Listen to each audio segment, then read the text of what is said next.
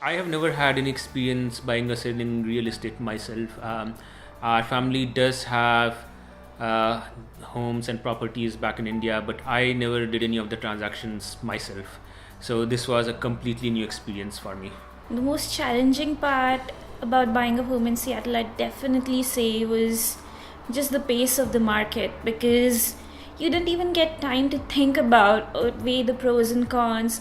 Initially, we were sort of looking at fixer upper properties, so before you could even get a contractor in there to get an estimate of what it would finally cost you, the home was already gone.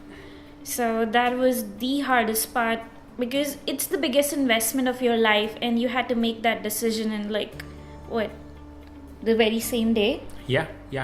So as you mentioned, like the pace of the market is such that you worry about how many contingencies you can put in the contract when making an offer, whether you can get an inspection contingency or not, financial contingency or not, and it's really an important decision of our life. So we want to make sure that we are making the best possible investment. And the biggest challenge was to be able to negotiate a deal with the seller where we could put in all those contingencies in place and also get a reasonable price for the home in such a hot market. And then through every property we looked at, this question was always at the top of our mind. So it was a very challenging market really for us to navigate when we decided to buy our home.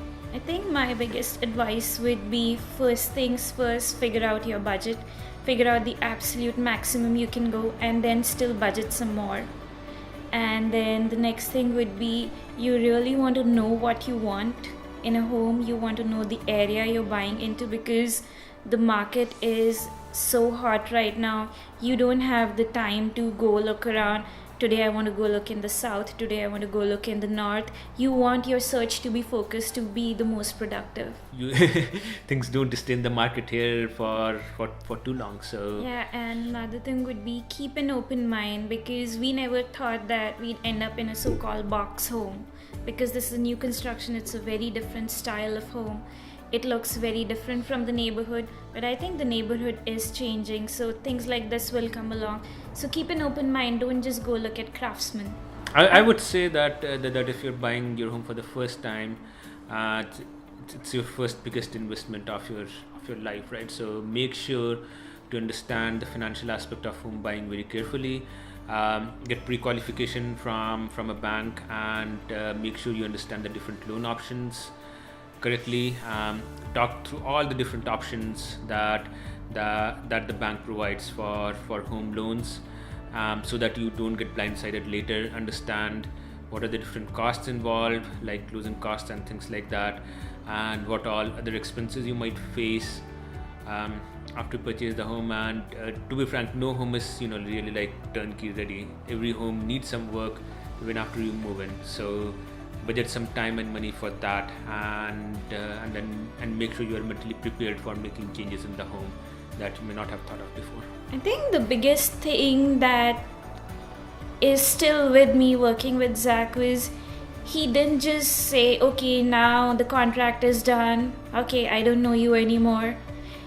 The level of contact that he's maintained, especially since we were first time homeowners, initially he would check with us every single week, like if things are going good, and then probably he thought that now he's starting to pester us, but we didn't think that way at all. So he scaled back, but even now we've been in this home for over 6 months and Zach still frequently checks in with us, and he's been able to help us with smaller home projects because he's in the industry, so he has other contacts. If we ever needed help, he's been able to recommend professionals.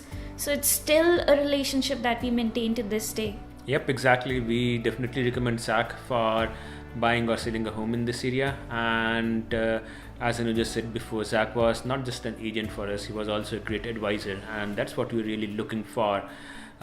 You want to work with someone who can give you the right advice, who can guide you through the process. And Zach is definitely someone whom we strongly recommend to everyone looking for any real estate transaction in this area.